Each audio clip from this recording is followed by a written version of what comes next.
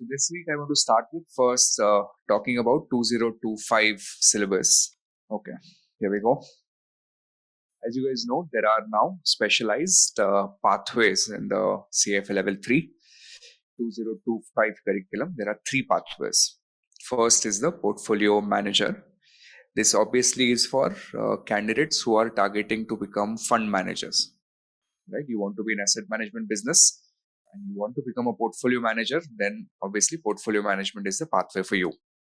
The second pathway is private wealth for those candidates who are working in some sort of a mutual fund distribution or advisory type of business where you want to advise individual clients or family offices.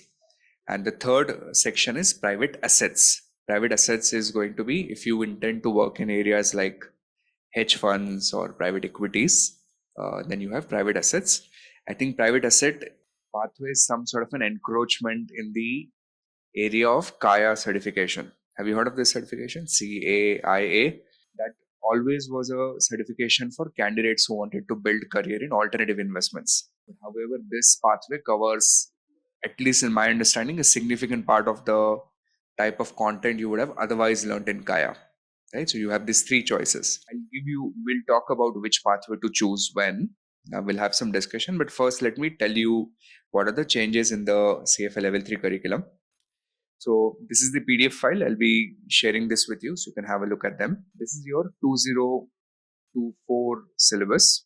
Now what you see here is these are your traditional 2024 readings. We have capital market expectation, which we call as economics, CMA1, CMA2. These are still part of your syllabus in 2025 in core content. Okay. So the way you want to think about this is in 2025 CFA level 3, you have core content, which is roughly about 60 to 70% of your total curriculum.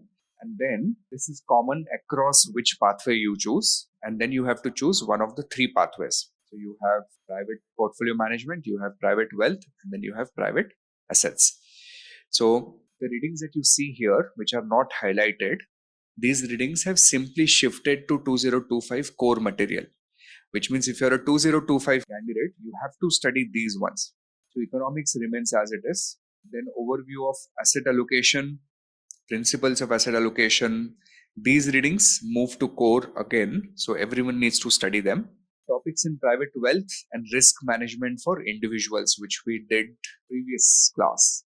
These two are removed from the 2025 syllabus. If you're a 2025 candidate, you don't have to prepare for these two topics anymore. Then institutional investors, what we would be studying in the class this week remains as it is. It is a part of core, so everyone needs to study it. These readings that you see in highlighted in blue, they have moved to specialization. They are not a part of core anymore. And with specialization, they have moved to portfolio management specialization. So if you're a 2025 candidate and you're planning to take portfolio management specialization, you still need to do these two readings. Okay, this is still part of your core. So we still have manager selection, performance evaluation. These two case studies are gone. This case study goes to portfolio management. This is gone, this is gone. Derivatives is still there. Fixed income, one reading is there, three readings moved. So if you're, let's say, a 2025 candidate, your specialization happens to be private wealth or private assets, then you don't have to deal with this. And these were particularly tough. But if you're a 2025 portfolio management specialization, and you still have to deal with them, but these would be part of your specialization. Then overview of equity portfolio management is there. This is gone. Passive equity. And these two readings of equity, they've moved to PM specialization. Hedge fund is gone. And then these readings are as it is. They've moved to core, right? So this is how your 2025 syllabus looks like. 2025, most of the content has come from 2024, except one new reading has come in 2025, which is trading cost in electronic market. If you were a 2024 level 2 candidate, then anyways you've studied this in the level 2 syllabus. So all that they've done is they've taken this reading from L2 and they've moved it to L3. So this is your core syllabus. And then these are your three pathways. So there is one pathway on private wealth, entirely new materials, 7 learning modules. And there is one pathway on private market. mostly new material, 7 learning modules. But if you see these two readings, private equity and private real estate, they moved from level 2 to level 3 here. These readings were a part of level 2 syllabus in 2023. And then portfolio management, this is the only new LM in this specialization.